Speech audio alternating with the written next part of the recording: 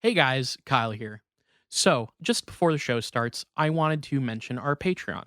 You can pay us $1 a month as a thank you, as a tip. You can pay $2 a month to get access to one of our bonus content shows, episodes 2 days early, and a secret Discord chat where all of our Patreon donors get to go and hang out and talk with us directly. Then there's a $5 tier that you can donate to get access to a whole bunch more content. We have multiple bonus episodes on there. So please check it out. Patreon.com/itgetsweird. We don't advertise, we don't make money. So check it out and throw some money if you think that would be cool. Thanks.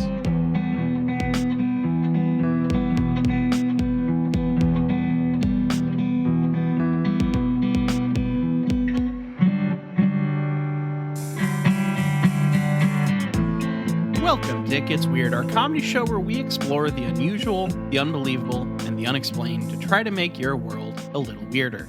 I'm Nile. And I'm Kyle, and this week I've been afflicted with many diseases and physical ailments. I am currently strung up with my arms and legs in a cast, and I had to get the nurse to sort of suspend me in front of the microphone. I can't move my body. I can't move my head. I've got my head. I'm in a neck brace as well. Yeah, So full I can't really traction. Just fully wrapped up. Can't move. If Parky, I have a nurse who's here at the house right now, taking care of me. I was in an accident that involved a four-wheeler. I was riding that son of a bitch too hot. They told me. I tell you all the time that you're riding that sumbitch too hot. Yeah. You send me videos of you riding this four-wheeler with pretty stunning regularity. Yeah. And you're always just full throttling gunning that thing. I was driving that fucking thing around. I was firing my AKs. I have a collection of AKs that I like to fire around when I drive the four-wheeler around. And I was just driving that fucking thing too hot, and I crashed right into a dam, like a ditch, like a dam. Like, you know how there's like a big... I can't like move my arms to like gesture to show you how big this thing is, but actually my arms are kind of in the perfect position to be like, it was this big. Is that to scale? Or, You know are we what I'm talking? Yeah. It's more metaphorical. It's more metaphorical, but I ran right into a dam. Now, was this dam man-made or beaver-made? It was a man-made dam with beaver elements. Okay, so they kind of worked off of the beaver's rough draft. Yes, yeah. There was sort of some beaver stuff going on, but the men stepped up and were like, "We'll take it from here." And then I crashed right into it, ruined the whole project, and ruined my body. If Parky, the cat, comes in here, my cat that I live with, and bats the mic around, I don't know what I'm gonna I don't know what I'm gonna do.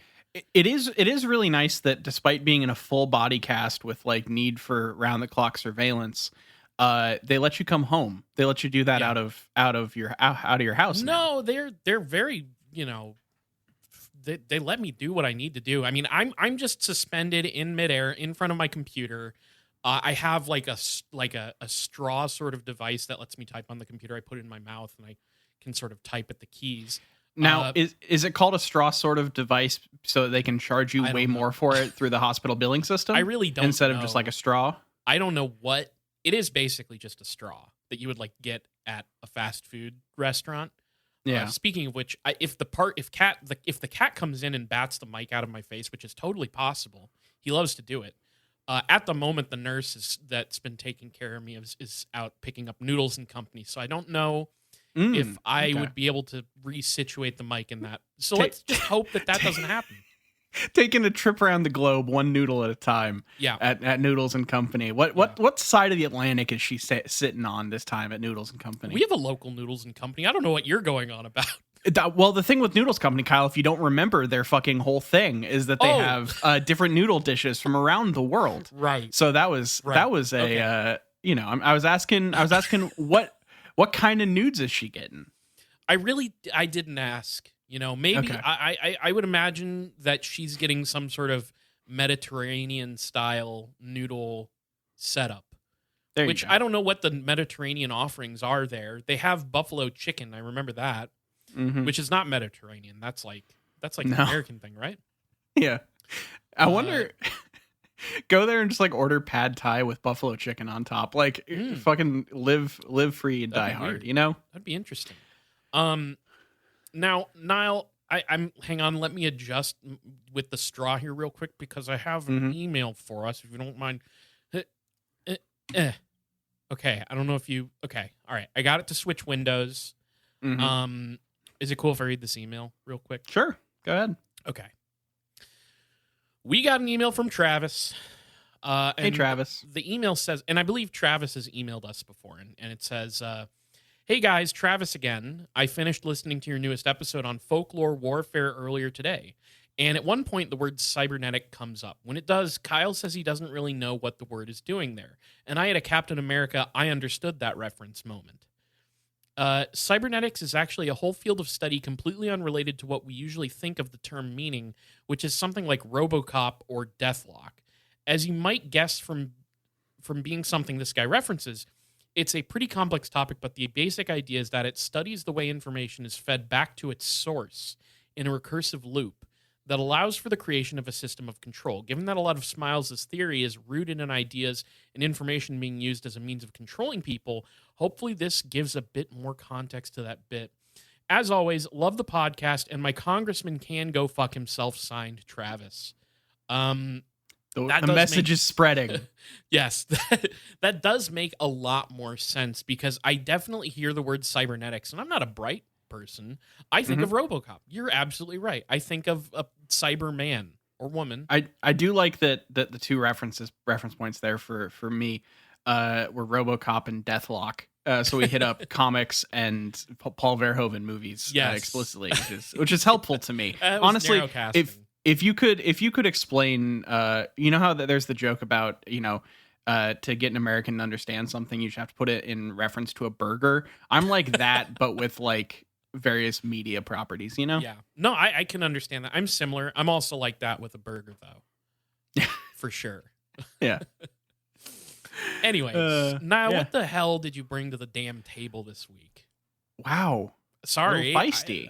I know sorry. you're in pain. Did you take Yes. your pain meds? I have not taken my pain meds, and I can't wait for the nurse to get back from Noodles and Company. She's also bringing me noodles, Okay. but the Fantastic. pain meds are there too. She's gonna ask for one long noodle so that you can just kind of I start one just end and kind of slurp it munch up. it and just leave it Yeah. in my mouth for the whole time. It is an entire Noodles and Company order's worth of one noodle.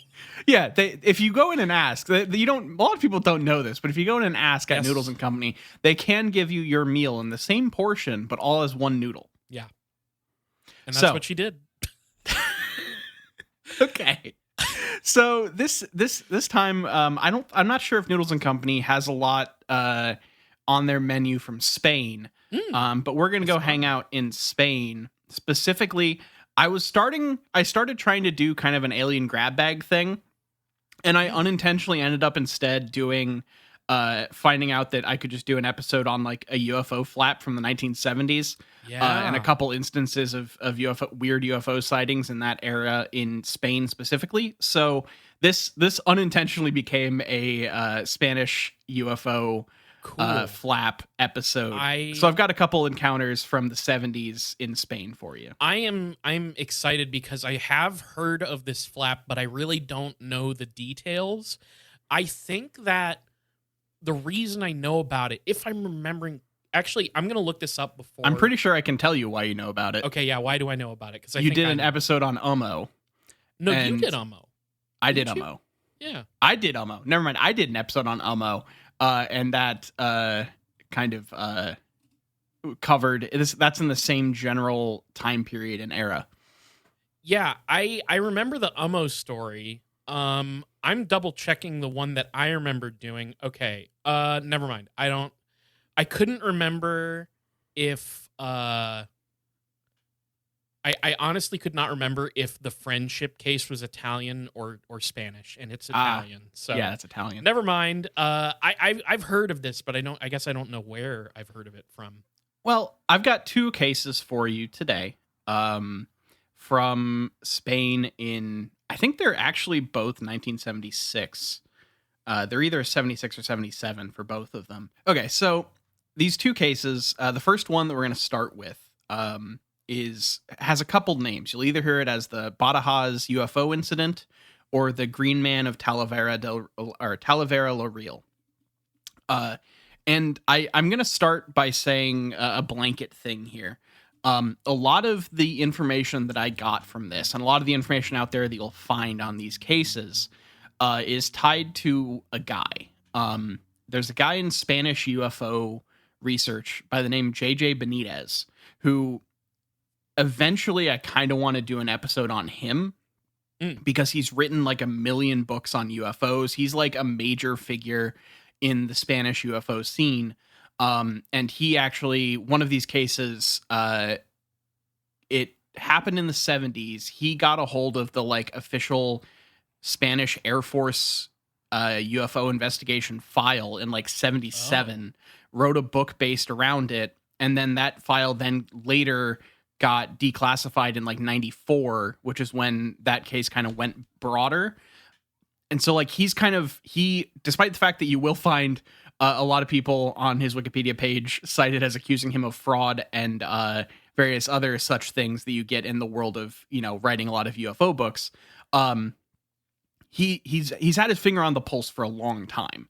And so is probably an interesting enough figure in that scene to warrant his own episode eventually. Now, why do people accuse him of fraud?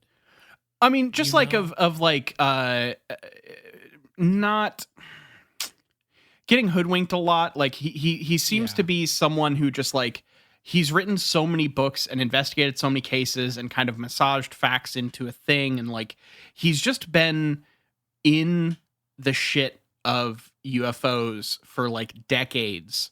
And because of that, whether I haven't done a deep dive on this guy in particular, so I can't really give you an image of his character. But he has had a lot of controversial opinions and theories that he's put out. Like he's got his pet theories about that occasionally fall into a bit of the ancient aliens type stuff occasionally. And like, so there's just a lot of, when you deal in this time in this area and have written like 30 books, like he has, you end up pissing people off in certain, like it depend, no matter what you do. Well, you find that like some people, the way they interact with the UFO world is that they have their particular idea of what UFOs are. And they stand by that shit really hard, and anything that conflicts with that idea is basically the enemy. So I mean, yeah, I guess I could see how if you have like strong opinions and have been around long enough, you could piss some people off. Sure. I mean, I think every UFO researcher just about has probably stepped on some toes somewhere. Yeah. I think we talked about this a little bit in the stuff. People accuse him of sloppy research that ignores the scientific method, but he also, the fraud thing is a specific instance where he presented an episode on an episode of a television series called Planeta Encantado. And he effectively made up a CIA spy who never existed. And then a journalist found it out.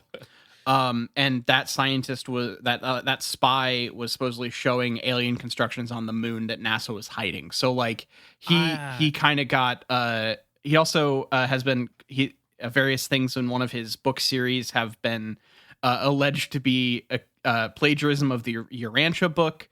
Right, I vaguely remember this. Okay. So he's been kind of he's been in the shit for decades. Writing books since like at least the 1970s, and so has some pet theories. But a lot of the stuff comes from a lot of he's done a lot of reporting on these two cases. So along with a couple sources that he went from as well, like I got a lot of information from JJ Benitez on this, so it felt like I should mention that. So the first case that we're talking about, which is the Green Man of Talavera La Real, or the Badajoz UFO incident, a lot of this stuff comes from an article that he published on his website in 2002 that I had to find through the Internet Archive because it's been... if you go around and you look, there'll be... This is a weird thing that I found while looking up this UFO incident. About half of the sources that you look at right now will say this took place in 1965. Whereas the more I looked backwards and everything, to the point where I thought that's what it was to begin with. I originally thought this took place in 1965, and I had to like dig into older and older sources to try to like make sure I had the right year. But this did take place on November 12th, 1976. I believe that is the actual date that this was supposed to have happened. So if you see 1965, I can't tell if that's like AI articles scraping shit weird, because it's one of those things where 4 or 5 different sites all have what is obviously the same base text that they've rewritten a bit. And so you'll see that 1965 date thrown around on a lot of those sources. And as far as I can tell, that is false. Now, this story is coming from this guy who gets accused of being a fraud, right? That's what you... Am I following? Yeah, he's one of the people that has talked about a lot of the account that I got comes from him interviewing some of the witnesses of this sighting. But this also has been written up in various other places. It's not just from JJ Benitez. Okay. The thing that I would say is like the 1965 versus 1970, you said 78? 76. 76. The discrepancy there almost feels like, I feel like sometimes you run into these stories where UFO people writing on the topic will backdate a story because it better fits their timeline or their view of the phenomenon. I don't know if this is what happened here, but at the same time, like, yeah, I also know how it is with those sites that just all pull from the same source and, you know, reword some things. Also, how do you spell this? You said Badajoz? Yeah. Badajoz. Okay. Yeah. So this took place November 12th, 1976 at the Talavera La Real Air Base in Spain. This is the Badajoz refers to a region, which this is just a fun fact that I found while doing research about this. The Badajoz region is also known as the Barranco de Badajoz, is on an island in the Canary Islands in Spain.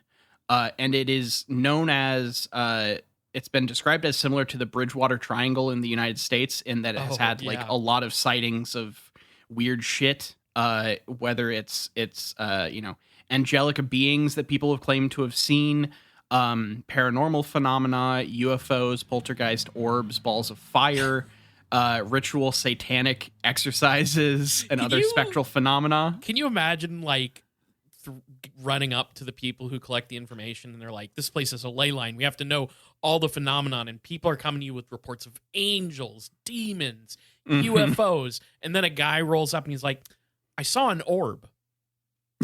It's just a little deflating, I think. But they could have restructured that list to be a little more impactful. Maybe start with the orbs, and work end with the angels and stuff. Because absolutely. They tried to get you back in with satanic rituals, but I know what the fuck you're talking about there. The wool over my eyes is gone. Okay. So, like I said, this took place on an airbase. There are 3 witnesses that have been interviewed that kind of make up the account here. Only 2 of them really get fully named in here. And like they're kind of the ones that are most involved with the encounter. Their names are Jose Maria Trejo and Juan Carrizosa Lujan.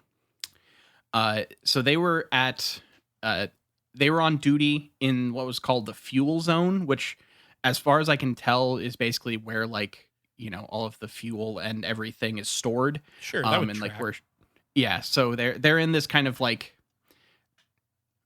not fancy part of the base. They're in like a very utilitarian thing on duty, which is near the air base and reactor school, near on the base, and they're basically in these 2 booths, about 60 meters apart.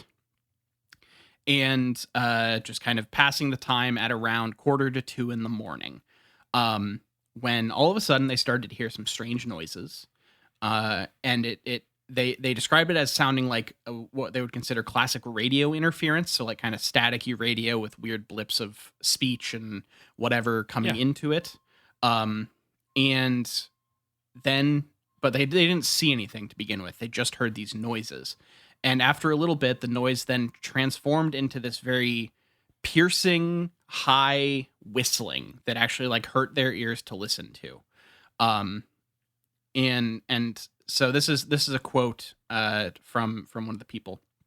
We were in the fuel zone and it could have been some kind of sabotage attempt. That started to worry us. But the piercing whistling sound lasted only about 5 minutes, then silence fell again. So they were starting to be worried that this was some sort of attack or sabotage mission that was being taken against them. They definitely didn't assume immediately that this was extraterrestrial in origin. Sabotage? What did sabotage of what? Just them? They're at an Air Force base, like so. Okay. Someone just like attacking the Air Force base, basically. Oh, okay. I see. Especially if you're near the fuel reserves and everything, sabotaging it, blowing up the fuel reserves would be pretty bad. Yeah. So they're on watch. Like it's part of what the thing is. So that's one of the things I feel like people don't think about enough when it comes to like sightings of things on military bases, where like people who are in the middle of the night doing watch rounds and see something, like you're primed to see things when you're on watch. Like you are actively making your brain try to interpret everything in the dark as a thing. It's the same reason why like cops see shit. Like you are so focused on trying to perceive something that your brain will autocomplete fucking anything. Yeah. I agree with you. I would also like to add the little tinfoil hat element here, where I do recall reading that there are UFO sightings that you can kind of trace back to drones and things of that nature being used by the military and buzzing their own people who don't know that it's being done to them. I don't know. For experimental reasons, I guess. It could always be fucking psychological testing on your own fucking soldiers. I think there's a good point to what you're saying as well. So, yeah. So after a little bit, the strange high-pitched whistling seemed to be coming pretty close to where the sentry box where Jose was. And so he asked his partner from the other booth to kind of approach and come in and investigate the area. And they took their, service submachine guns and went to go investigate a little bit. I thought you were going to say went to town. They just started not quite yet. Unloading. Oh shit. Okay. Not yet. But hold your side.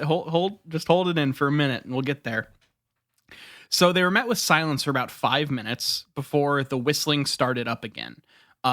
They stated, "We thought we were going crazy. It was very high pitched. It seemed like it was going to pierce our eardrums. It continued for another 5 minutes approximately. Then silence returned. And at that moment, when it stopped, we saw a light in the sky. It was like the glow of a flare, and it was high up, right above us. It extended in a wide radius, more towards Badajoz. After 15 or 20 seconds, that intense glow disappeared." So we now have sound and a visual phenomena. This left everyone kind of shocked, the people that were seeing this, and this supposedly was wild enough to kind of stun them for a couple minutes, because they state 2 or 3 minutes later, another sentry came to the box with a dog who was like, they train these dogs as like protection and scouting kind of things on the base, it seems like, because they mentioned that this dog was trained specifically to, whenever it sensed a threat, to just run around a circle around whatever humans were there, to basically establish a protective perimeter. And so pretty soon after this, as this kind of investigation is starting and the light has already happened and everything, the people here are now just like, what the fuck is happening? And this dog just starts running around in a circle as fast as it can. So they did alert people a little bit. They alerted a corporal named Pavon, who basically he was the person on duty, and he made the decision that they should basically just scan the area, walk around, and do a round to try to see anything unusual that they might have might come across. this leads to the three people that I believe are the named witnesses: Jose M. Trejo, Juan Carrizosa, and then this other guy, Jose Hidalgo, who's the one who has the dog. So dog, honestly, they should interview the dog. That's a fourth witness right there. So they basically just went out and they went towards the area where the reactor fuel was stored. So I guess they have some sort of reactor at this base that is part of their protective duty. They said they walked about 300 meters in the direction of Badajoz, always parallel to the wall that separates the base from the outside world. And everything seemed calm. The dog was just hanging out and checking and didn't have any. There were no issues. They didn't come across anything. But then suddenly, in the middle of the darkness surrounding them, when they got close to another one of these sentry boxes that was being constructed at the time, they felt what they called a whirlpool. There's not a lot of description on what they mean by this. It feels like some sort of like I guess like a presence, like something spinning and pulling them I into guess. the center of a okay. There's some sort of force acting. Like this is now. I probably should have stayed ahead of this. I had to translate this from Spanish. So we're working with a pretty good source in terms of like they interviewed the actual people. I have actual quotes from the supposed witnesses, but I did have to translate it. Yeah. So it could be a whirlwind. That could be a translation error. But they felt some sort of physical presence there, which put them on high alert again. This basically was when all of a sudden they heard some branches on nearby eucalyptus trees breaking. And this led to them releasing the watchdog, who just darted off into the darkness, and where they heard the trees cracking. And they were all on high alert with their guns drawn, waiting to see what this dog would do. After a few seconds, the dog came back, but he came back like dizzy and like staggering and like seemingly affected by some sort of discombobulating force, because he was either terrified or hit by something, but he was walking strangely and having trouble like moving with confidence, you know? Yeah. Sorry. And at this point, that's when the dog starts to make its perimeter and circle around the soldiers. I'm like clenching because the longer the dog stays in the story, the more nervous I get. Yeah. Well, we'll see where this goes. I'm not gonna spoil the outcome for the dog just yet. So, this means the dog has sensed some sort of threat. It's establishing a perimeter and trying to defend against potential danger. They started to just shout stop, I guess, into the woods. Either, I don't know if that was directed at the dog or at whatever is frightening the dog, but it didn't seem to do anything. But all of a sudden, after a bit of this kind of running around and all this kind of stuff with just being on high alert, Jose Trejo claimed to feel something. It was a sensation, like somebody was behind him, and it sent a shiver through his stomach. And out of the corner of his eye, he looked a little to his left, and kind of behind him, he saw a greenish light. He whipped around to try to face the thing, and what he saw was a figure approximately 15 meters away that was humanoid in shape, glowing green, and approximately 10 feet tall. Okay, the aliens have landed. Yep. So we now have our alien entity, and here is how Jose described this thing that he was seeing. What was it like? It was all light, a green light, just like the luminosity that a match gives off at night. The wolf dog returned as if dizzy, staggering, and the strangest thing, another witness pointed out, is that the figure, all luminous, seemed to be made up of small dots. At the edges of the figure, these luminous dots were more intense. The head was small, as if it was covered by some kind of helmet. The arms were long and the body thick. Um, we didn't see his feet or his legs. It was like a spindle. The body was like a spindle, thick and legless. And their arms were in some sort of arms crossed position, and the hands seemed pretty ill-defined if they existed at all. So basically, it comes off as like this statue of like a stocky column with a small head that's like a helmet and folded arms.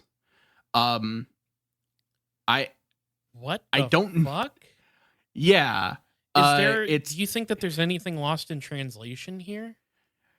This description stays pretty consistent across the Okay. other places that I've found. So if while like there's not a lot that is seemingly lost in translation, it's just that it either something could have been lost in description, but if so, then basically everybody is working off the same translation. Okay, You I know?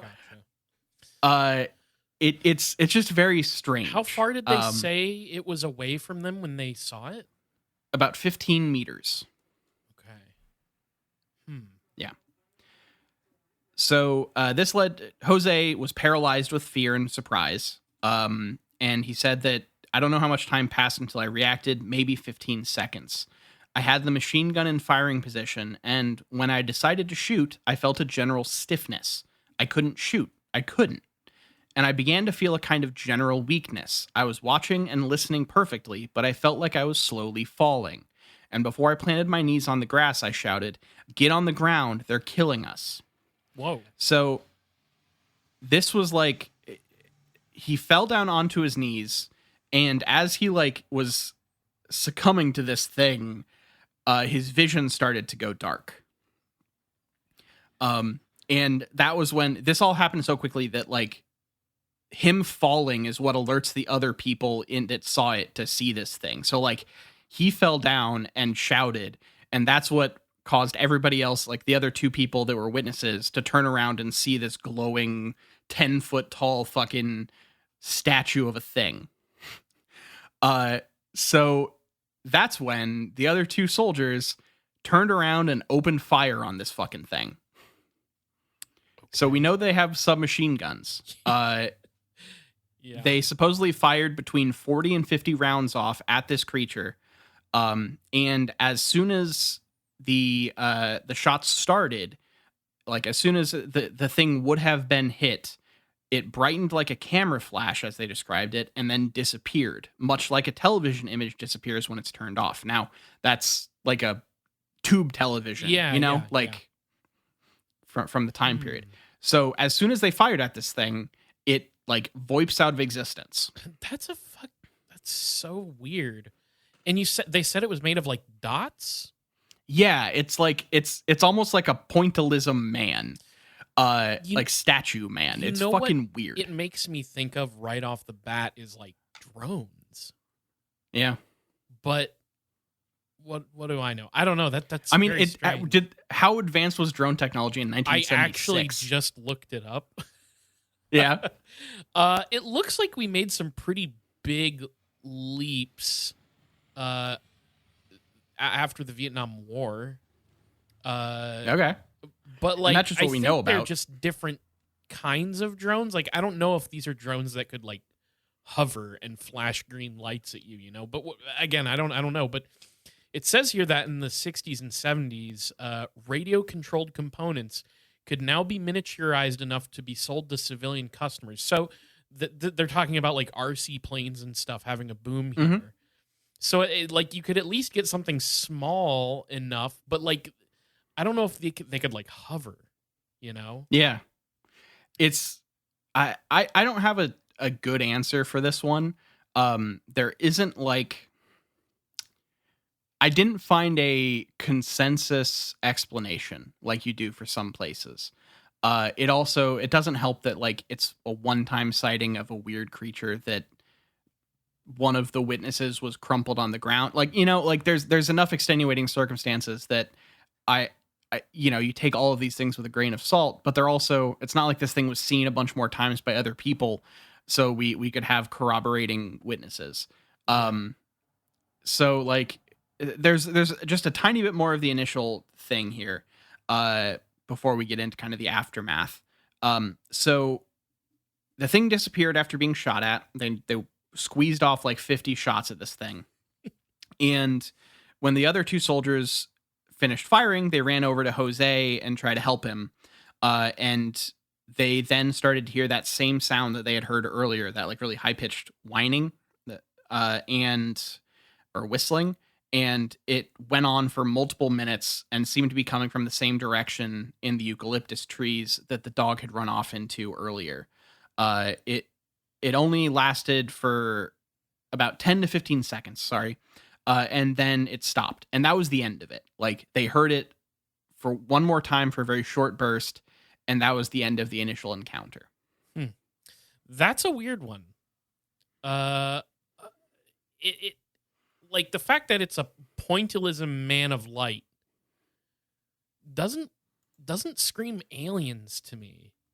You know, it feels like weird tech something or other to me, but I really don't know what to make of it, to be honest.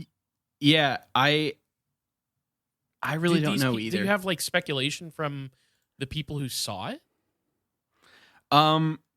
They mainly just talk about it being light. Like there isn't a lot of speculation there. The thing that happens, I have some follow up with Jose specifically because he's the one that is most affected by this whole thing. Because he kind of has some medical postscripts to this thing. But they just kind of keep on the, I don't know what it was, but we saw something. It got written up in some of the official stuff as just like an unidentified phenomenon, you know? Yeah. But so when it comes to the kind of medical postscript here, there's a couple things that kind of in the fallout of all of this that come up. They did go out and look at the area where the shooting happened the next day. And what's weird about it, despite the fact that the machine gun fire had woken up almost the entirety of the military base, and so like they know that shots were fired, when they went to go look at this thing the next day, not a single shell casing, nor bullet hole in the wall, nor anything that would lead you to believe that shots were fired at that area the previous night existed at all. So not a single detail of evidence about bullets being fired there existed the next morning. Interesting. Like they were firing like 50 submachine gun shots at about 40 feet at a wall effectively and got nothing. And so that's one of the big kind of weird portions of this. And then the rest of it comes down to the medical stuff with Jose. He continued to have some of these same symptoms over the course of the next couple like months. The last time I hear stuff from him is in 1977, when he kind of was interviewed with JJ Benitez and stuff. But they did a bunch of tests on him between blood, urine, x-rays, ear and eye examinations, etc., and could find absolutely nothing wrong with him, despite the fact that he still had his vision disappearing, these wild ass headaches, and various other physical symptoms that appeared over the next like month. The only thing that the doctors for the Spanish Air Force could tell him was that he had a quote nervous breakdown. And Jose says, "No, I didn't. I don't know what I had, but it definitely wasn't that." And he continued to have blindness and stuff for a bit after. Eventually it went away, but like they never had a good theory on what the fuck was happening with him. I think this guy was hit with the CIA beam weapon, to be honest. I think so too. It has that vibe, definitely. Yeah, it's like Havana syndrome shit. I don't know. It's a weird story. It doesn't feel right. You know what I mean? It feels off. Yeah. It feels really off. It almost feels like a story that is completely manufactured to be able to like be weird enough that it sounds like a real encounter, quote unquote, but there's no way to corroborate like any of it. You know, like it feels Yeah. specifically tailored to uh shut down any questions about it, which I Sure, but at the same that's a very time, cynical, but yeah, why would you make it up also? Like, yeah. just given the details of it that are so strange and don't really point to any answer, like, I feel Hmm. like I'm more likely to question the veracity of a story if it seems to imply something specific and explicitly. Whereas here it's like we don't know what the fuck this was at all. We have no idea. Yep. Not that doesn't mean it wasn't made up, but at the same time, I'm leaning towards it sounds like this happened and it's just fucking weird. I don't know. Yeah.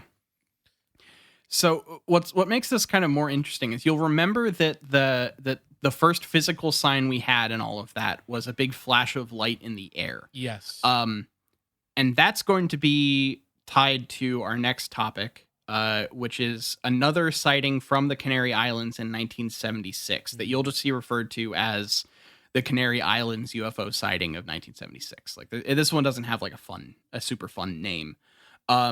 But this takes place in June 22nd of 1976. And this is the one that Benitez did research on, and actually got the government report like 15 years before it was actually really like declassified and given to the public. So he wrote a whole book based around this account before the public ever had this information, which is what makes it kind of notable for him, and I think something that he kind of helped him be held in higher regard because of that. So I guess there was a big Spanish government UFO declassification files stuff in 1994 that this was a part of. So that would be I'm curious what caused that. Like what about that time frame made them decide to declassify their UFO research? Yeah, it's a good question. I seem to recall running across, I want to say the French declassified their UFO stuff in either the late 90s or early 2000s. It seems like there was something in the air around the time that result in that, but I don't know. I don't know. That's interesting. Yeah. So this one is a bit more widespread than just on a base here. And it also has kind of echoes.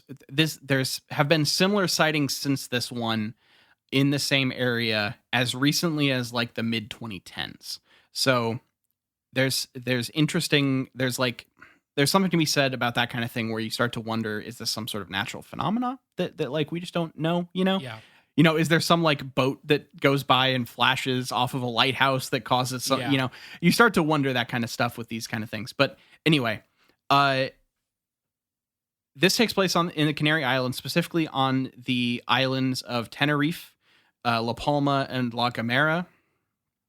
And supposedly, all in all, thousands of people in this area saw lights in the sky in June of 1976. And these lights did all the stuff that you expect good lights in the sky to do, such as, intense aerial maneuvers that aircraft simply could not be capable of. And it worked in ways that were defying all natural order. Did it you know, flash or change color or any of that? That old shtick, that chestnut.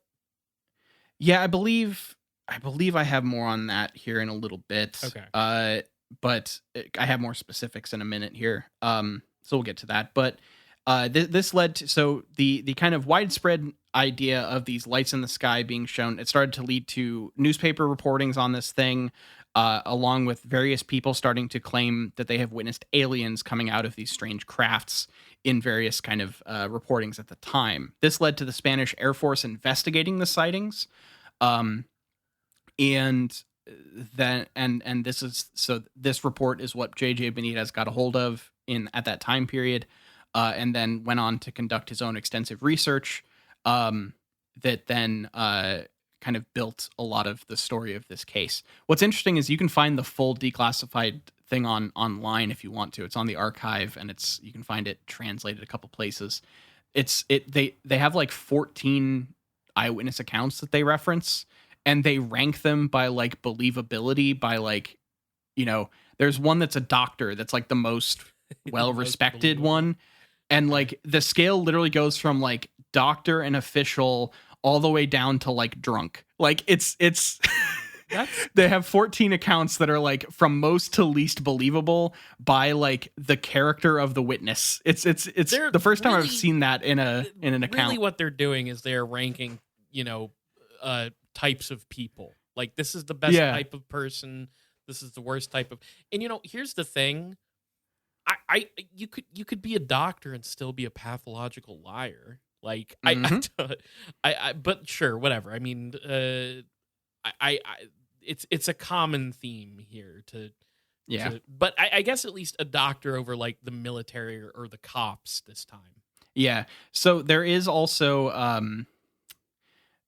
the first actual sighting that you'll see listed for these lights comes from a Spanish naval vessel named the Atrevida, which reported seeing these strange lights in the sky. The report was at 9:27 p.m. on that June 22nd date, I believe.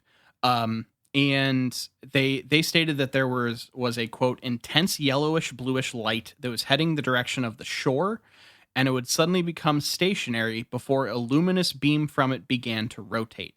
So it seems to be there's a fixed lighted point that then at times will stop and have like a beam coming out of it that scans the shore, I guess, and rotates. Hmm. After 2 minutes, the beam disappeared, and in its place, an intense great halo of yellowish bluish light developed. The object then remained there for 40 minutes, 40, in full view of the entire crew, before that light then split into two separate parts 2 minutes after the great halo first appeared.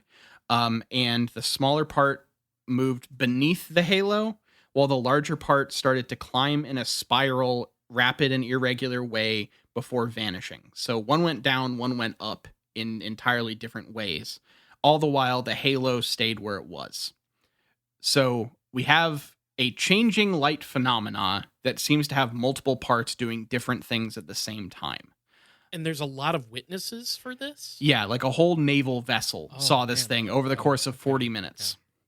And then there are more reports from I have residential reports here. I've got the account of the doctor here. Like there are various accounts of this light from different places at different times. So, the next sighting comes from people on these islands that it's labeled as residential reports. So it's this took place several minutes after the Atrevida sightings. And this includes various people from around the island's town, such as doctors and teachers. That my source says, which rightly or wrongly, always lends credence to such reports. Yeah, people have a tendency to really believe you if you have a fucking degree. Yeah. So they did state that there were no sightings from the sky because there were straight up just no military or civilian aircraft airborne at that point in that evening. And so I guess they've checked flight records for that kind of thing. And so it seems like it can't be from some sort of flying craft that we know about. The reports from the residents kind of can be divided into two camps. One is that there was this large object of intense yellow-blue light that was seen by the crew, and also some people on land. But also there were sightings of these smaller sphere-like objects, which had these figures standing in them. And so there were these like lighted orbs with seemingly humanoid figures standing in them. And this was reported by multiple people. And a lot of the people who were looking into it at the time put this down to people with overactive imaginations, but they got enough reports of it that it had to be linked in the official reports, because if it was just like one or two cranks, you would throw it away and like just whatever. But they had to take like official accounts from a bunch of people for this thing. Yeah. Um, And I mean, a number of people reported humanoids in the things. Yep. I have an actual full account from one of those accounts here that we'll get into, but that I wanted to give the Interesting. breakdown Okay. of what it was. Uh, so this is the most detailed account that gets thrown around a lot is the report of Dr. Francisco Pedron Leon, who is one of the doctors that people. He's at the top of the believability scale because he's a doctor Right. of Right. well regard. Um, so he lived in a city called Guia, and he was on his way in a taxi cab to an emergency house call in Las Rosas. And as they drove along the road, the headlights of the taxi lit up this object in the sky ahead, and they couldn't quite tell what it was. They they couldn't tell if it was actually on the ground or hovering above it, but it was obviously big and weird, and they didn't. Whatever. They described it as being made of a crystalline like material, and it was completely transparent despite being a source of light. Um, so let's see. Here's a quote from the doctor. It was made of a totally transparent and crystalline like material, since it was possible to see through it the stars in the sky. It had an electric blue color, but tenuous, without dazzling, so it didn't seem to be super bright. Yet again, translated from Spanish. It had a radius of approximately 30 meters or 100 feet, and in the lower third of the sphere, you could see a platform of aluminum-like color, as if made of metal, and 3 large consoles. At each side of the center, there were 2 huge figures, between 8.5 and 10 feet tall, but no taller than 10 feet, dressed entirely in red and facing each other in such a way that I always saw their profile. Then I observed that some kind of bluish smoke was coming out from a semi-transparent central tube in the sphere, covering the periphery of the sphere's interior without leaking outside at any moment. Then the sphere began to grow and grow until it became huge, like a 20-story house, but the platform and the crew remained the same size. It rose slowly and majestically, and it seems I heard a very tenuous whistling.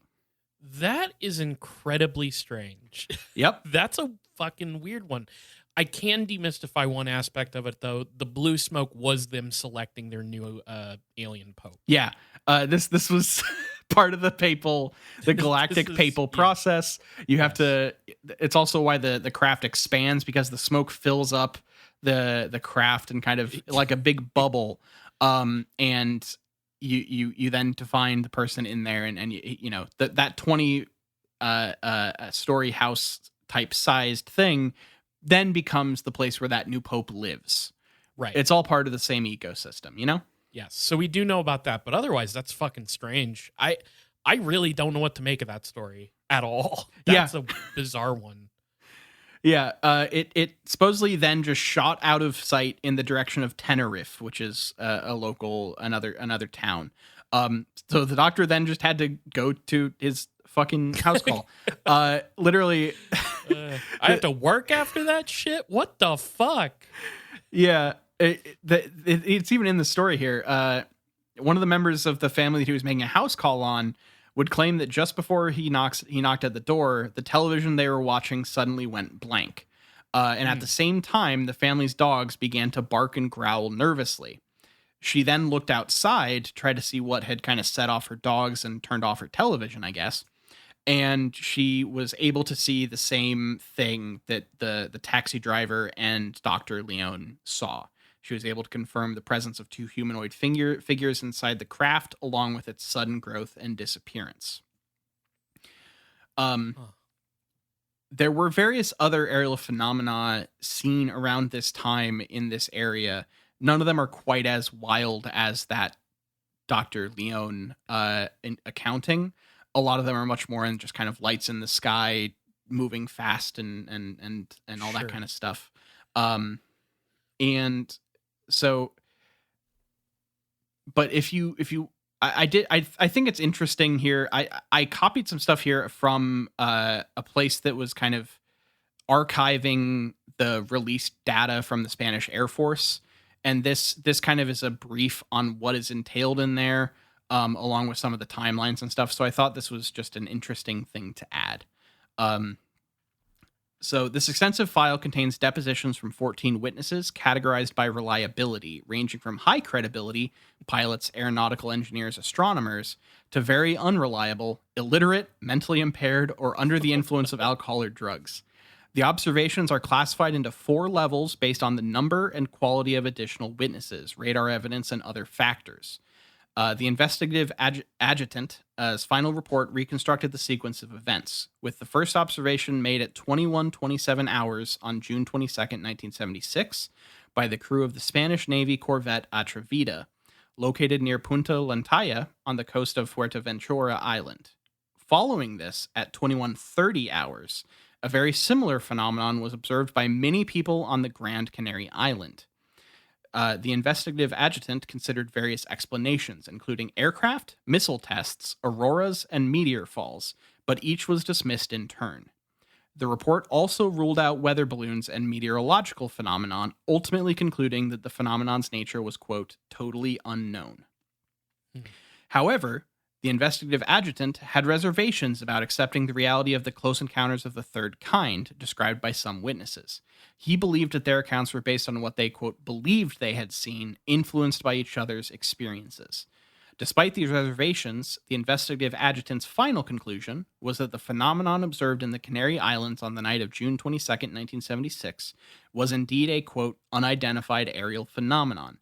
It is worth noting that this incident was one of several UFO reports investigated officially in the Canary Islands, including a recurring presence of unidentified phenomena in the region. So that's kind of a brief on what the report, the findings of the report that I found was interesting. Like, Yeah. it's not concrete by any means. Sure. How could it be? Yeah, but they knocked out, some of the go-to explanations. Yeah. Like weather balloons, missile tests, auroras, etc. While leaving it pretty fucking open-ended otherwise. I I find the like tier list of witnesses so funny. Mm-hmm. Like, imagine being at the bottom of that tier list. It would kind of be awesome because you could you could tell your children and grandchildren, well, your grandpappy was the drunk illiterate who saw the UFO and is the worst eyewitness Yep. in the official declassified UFO documents by our Air Force. Save the best for last. That'd be a badge to hold. That'd be kind of an honor. Yeah. Honestly, you should strive to live a life that the Spanish Air Force would deem unreliable. I think that's a good way to live your life. Most Air Forces, really, you can include. You know what this actually makes me think of a little bit is it makes me think of sundogs, like that explanation for that, like it's like what, like a wood carving of people seeing the battle in the air from, like, I don't know, the like 15th century or when you know what I'm talking about. Yeah. I have some details wrong, but it kind of makes me think a little bit of that because like there's so much weird shit happening with like orbs coming off of orbs and people standing in them and whatnot. There's so many weird details. It kind of makes me think of that a little bit. Yeah. It has that energy for sure. It's, I don't know what to do with a lot of these because this is one of the more the fact that initial sighting from the boat had like a 3 different simultaneous phenomenon with this, like, there was the small light going down, there was like a corkscrew weird thing going up into the sky and a halo in the center. It's more convoluted than almost any that I've come across. Weird. Well, okay, also just to clarify, the thing that I was referring to is the 1561 lights over Nuremberg. There you go. If you look that story up, like, there's a bunch of just crazy shit going on in that one as well. And the explanation they give for it is a sundog, right? But if you look at the depiction, there's a bunch of crazy shit flying around in the sky in that one as well. So yeah, that made me think of that a little bit. Yeah, that's a weird one. I don't know what to do with it. Yeah, and just as like kind of a postscript on this one, this isn't the last time people saw weird lights in the Canary Islands. Sure. I was gonna ask if there was if you had a length of this flap here. So the flaps seem to just be in like 76 to maybe early 77.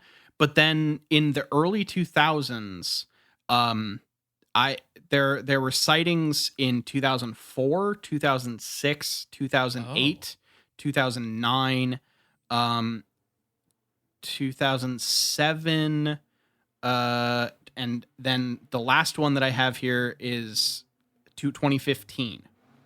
wow. So Okay. there's A hot continuously, spot. yeah, at various times there have just been a lot of lights seen over the Canary Islands, and one of them that I think is interesting here. I'm not going to go through each of these sightings, but the one in 2007 is especially interesting because they see this object up in the sky. They first described as a quote silvery object, but then they look in binoculars, and it seems to be an object that is like twisting and folding into itself, despite there not being any real wind. And then a second bright oblong object comes in, and then he turns and looks, and that second object seems to come through a quote triangular window that had seemingly been quote ripped into the atmosphere. So What there's this like the tear in fuck? the fabric of reality that What's this thing going on came at the from. Canary Islands, man? What the Yeah. hell? And then like the two different crafts enter the place that this rip is and just disappear. That's Like, so weird. so there are other ones like just various lights and stuff. Like all of these, you can look at like the sightings over the Canary Islands in the 2000s if you want to. A lot of them are pretty basic, but that one where they just like there's like a fucking tear in the sky felt interesting enough to bring up. Yeah, so that's That's pretty weird. Yeah. If it went, yeah. That's is there like like photo evidence or anything of this, or just an account?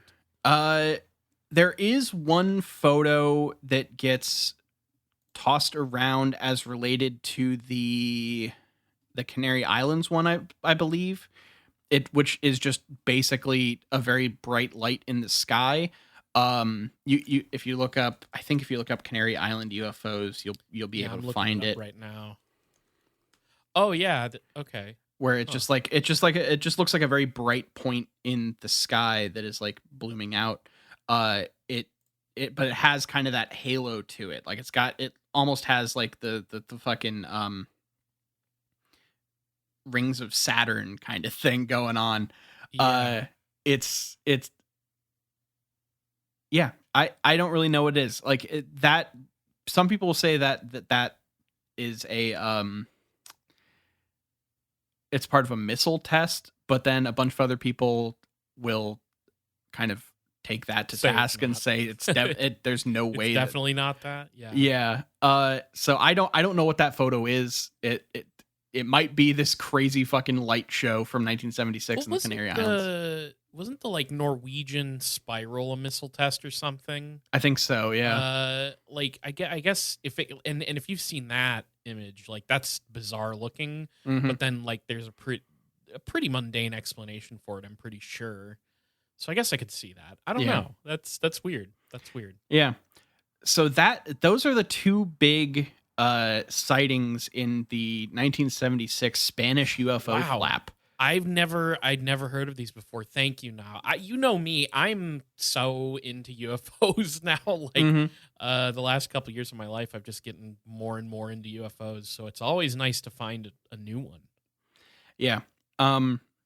So I guess if we have any listeners in Spain, do you ever see shit going into portals in the Yeah, sky? let us Uh, know if there's any Spanish portals happening. yeah, or Take a if you have picture. like if you have a good source on like info on JJ Benitez Oh that yes, is like a good, please. because I would like to do an episode on him because he's now shown up in I think 3 episodes that I've done, and he seems very interesting. So Yeah. that's just my call out for the week. I guess honestly that basically just brings us to a big question. Huh. I guess so. Might as well ask it. Yeah. So if you were tasked to travel Yeah. to some country to investigate a UFO flap, Okay. where do you think you would get, like, what country do you want to go to get the juiciest fucking UFO sightings? And maybe like a little vacay, you know? I feel like there's an answer to this, that there's going to be an assumption Okay. about what I'm going to say, like a really obvious answer. But I'm not gonna say it. Yeah. Okay. I want to go to Scotland. Hell yeah. I want to go to Scotland because there's something about the sort of old, you know, architecture. Like there's some castle type shit going on out there Mm-hmm. too. At least in the parts that I've been, or even just like I've been to Glasgow, and it's like it's just very beautiful and feels kind of old. Mm-hmm. It's something about the juxtaposition of of the way of the vibes in Scotland. And I know we have a Scottish listener, and this is just a shouts out because I really loved Scotland. I would like to go back. I would love to So go. one, this is just me getting to go back to Scotland. I Mhm. got to go when I was much younger for a wedding. It was very cool. But the juxtaposition of like the UFO, which sort of is, you know, a representative of our future, of where we're going, and putting it up against the Scottish landscape, which is, you know, of course, I get to kill two birds with one stone here. Mhm. Lots and lots of folkloric, cryptozoological, mythological stuff there too. Was the big So I gray get to man experience it all. Ireland or Scotland?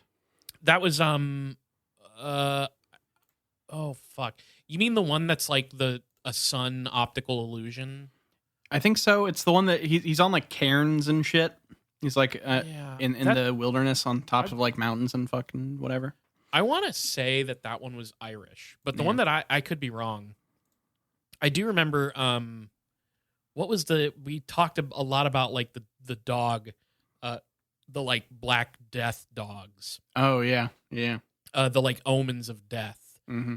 And I believe one of them was named Dew, Dhu, like Madi Dew or something. Like I'm Yeah. getting this wrong, but you know what I'm talking about. Mm-hmm. Yeah, there's a lot of cool stuff out there. Or like, yeah, I would love to get out there, and that would be the perfect place for me. Was that the question? Like, Yeah, where would you I nailed it, yeah. break the UFO story? Yeah, you're gonna go. I want to get Scottish UFOs. Where do you want to go learn about a UFO flap or whatever the fuck? The So, runner-up would be Canada for me. Interesting. Because right now, like I've never gotten to really visit Canada either. I don't know if you've looked out at the news. Tensions between us and Canada are rough right now. Some I'm would just say here to rougher than they have any need to be. than any, yeah, for sure. And I am like a huge fan of Canada. They've made tons of shit that I love. I find them to be very funny. I would like to get out to Canada. And Yeah. I would like to be like, look, you know, let's cut past all the bullshit, you know, bureaucratic red tape crap that my country is currently fucking putting up, and let me the fuck in to investigate Canadian UFOs. And then I can just hang out in Canada, experience Canada. You know, that would also be, it's honestly, it's a similar answer to Scotland because I love Scotland. Yeah. So anyways, sorry, that's my answer. I think that's Everybody thinks I was going to say Japan. That's going to be on my own time. I'm not Yeah. bothering with UFO. You know what I'm doing in Japan, Nile, when I finally go? I'm eating food. Yeah. I'm doing and you're gonna go to the nothing but Gundam eating. store and Sure. the Evangelion Yes, store. that's and fucking- great. Primarily what I want is to eat. I love Japanese food more than just about anything else. So, Yeah. And I won't have time to investigate UFOs if I'm eating constantly. Sorry, go ahead. I've trampled over You're good. your answer a bit. I can go whenever. So That's true. We could wait. We could put like a pause here. yeah, let's just take 10 minutes of silence. Sure. No, I can't even as a joke do that. So I'm going a little different. And I'm going Yeah. based on the kind of thing that I kind of want to see. I want to go to South America, probably Brazil, maybe Argentina. You want to see that blood-sucking UFO, don't you? I want that, and they have a lot of things where like, remember like the gnomes and shit that I did episodes on Yeah, forever ago? Is that like the duende? Yeah, and yeah, like there's a bunch of like weird kind of folkloric type shit that goes into their UFO sightings there, and I find that very interesting. So I think that I'm gonna take. I'll say Brazil, but also just because Brazil, it seems chill as fuck. But that's kind of where I want to go. I want to see like the dwarves and like the mythical, like I'm talking the mystical Yes. beings. Sorry, I was wrong about the duende. I want to get ahead of that, but Yeah. I know what you're talking about as well, though. Yeah. The vibe, at least. Yeah. I mean, we have very similar answers, just different locations Yeah. that we really want to experience that aspect. But I respect it. I mean, that would also be an incredibly sick place to go. I wanna know about this blood sucking UFO. You remember that? I vaguely remember that. Yeah. We had a South American listener email us and tell us that there's this story about a UFO that would like show up and like beam stuff at you and it would suck your blood. So it was like a chupacabra Yeah. UFO. It like that sounds fucking sick. to Look, me. they're I wanna know. doing fucking UFO sightings you can't even believe down there. Like they're so far ahead of the true. game. It's not just lights in the sky, they're sucking blood. They've got little magical creatures and shit running around. It's the place to be, I think. Yeah. I respect it, Niall. I think we both had fantastic answers. If I were to rate our answers this week from most reliable to least reliable, Yeah. they would be tied. Yeah, okay. No, do 1A, I'm 1B, not or putting a- are we just doing 1 and 1? 1-1, I guess. Okay. All right. Uh, All right. I guess that will wrap us up for this week. Thank you all for listening. Let's take care of some business. yeah, let's do it. So if you want to follow us on social media, we're on Twitter at IGW Podcast. You can follow us on Facebook.com/itgetsweirdpodcast. And we're on all your favorite podcatchers. Wherever you listen to podcasts, look up It Gets Weird, and we're almost certainly there. You can also follow us at Blue Sky at It Gets Weird. I snagged that one. We're posting on there a little bit, trying to avoid Twitter as much as we can. So go ahead and check us out there. Also, twitch.tv/itgetsweird. I had a really great stream last weekend where I talked for 4 hours with a friend of the show, Garrett, on Twitch about cryptids. If that sounds fun, we're going to try and do stuff like that every once in a while and set stuff up like that. But other than that, I'm also playing Pokemon with Colin, who's also a friend of the show. We're doing all kinds of fun shit out at the Twitch channel. So please give us a follow, twitch.tv/itgetsweird. Check it out. If you want to email us, have your email read on the show if you have a cool story or want to ask us a question or offer up a correction or an explanation, like today's, hit us up at itgetsweirdpodcast@gmail.com. Just let us know how we should address you. Don't send us any bullshit. Be chill, and we might read that shit out on the show.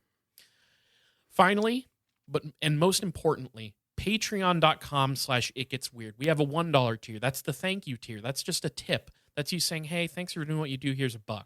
But if you want bonus content, and I know you do, we have a $2 tier and a $5 tier. At the $2 tier, you get It Gets Weird TV, where right now Niall and I are finishing up Neon Genesis Evangelion. We're going to finish that and watch the end of Evangelion. It's going to be interesting. We talk about weird TV, and people will get to vote very soon on the next TV show that we watch. Is it going to be The X-Files? Is it going to be Kolchak the Night Stalker? Is it going to be The Prisoner? Per Jules' request. It could be whatever you choose for us.